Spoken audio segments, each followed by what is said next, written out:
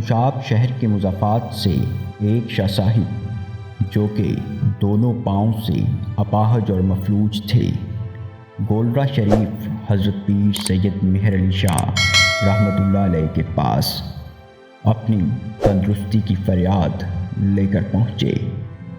وہ شاہ صاحب مسجد کے سامنے پڑے رہتے تھے۔ جب پیر سید مہر علی شاہ رحمۃ اللہ علیہ نماز کے لیے تشریف لاتے تو اکثر انہیں دم فرما دیا کرتے تھے۔ کچھ عرصہ شاہ صاحب پیر سید مہر علی شاہ رحمۃ اللہ علیہ سے دم اور دعا کرواتے رہے، مگر کوئی افاقہ نہ ہوا۔ ایک دن حضرت پیر سید مہر علی شاہ رحمۃ اللہ علیہ نے انہیں فرمایا کہ شاہ صاحب ابھی وقت نہیں آیا، آپ فی الحال گھر چلے جائیں۔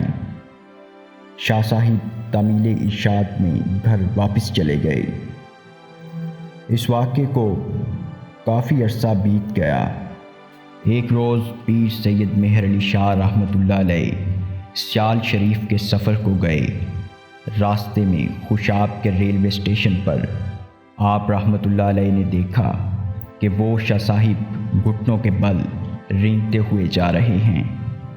آپ رحمۃ اللہ علیہ نے انہیں دیکھ کر پہچان لیا اور فرمایا، آؤ شاہ صاحب، اب وقت آ گیا ہے، میں دعا کرتا ہوں۔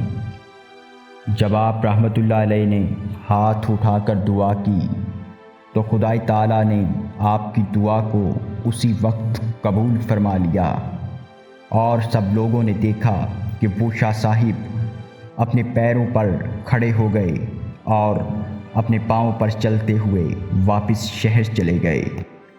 معزز ناظرین، ایک ایسا ہی واقعہ گوٹا جو کہ ملتان شہر کے مضافات میں موجود ہے وہاں پر پیش آیا۔ ایک ایسا ہی اپاہج شخص آپ رحمۃ اللہ علیہ کے سامنے اپنی فریاد لے کر آیا۔ پیر سید مہر علی شاہ رحمۃ اللہ علیہ نے اپنے خدام سے فرمایا کہ تہجد کی نماز کے بعد مجھے یاد دلانا تاکہ اس اپاہج کے حق میں بھی دعا کی جائے، اور پھر آپ رحمۃ اللہ علیہ کی دعا نے ایسا اثر فرمایا کہ وہ اپاہج بھی آپ کی دعا کے صدقے بالکل تندرست ہو گیا۔ مزید ایسی ویڈیوز دیکھنے کے لیے ہمارے چینل کو سبسکرائب کیجیے اور ساتھ موجود بیل آئیکن کے بٹن کو دبا دیجیے تاکہ نئی آنے والی ویڈیوز آپ تک بآسانی پہنچ سکیں۔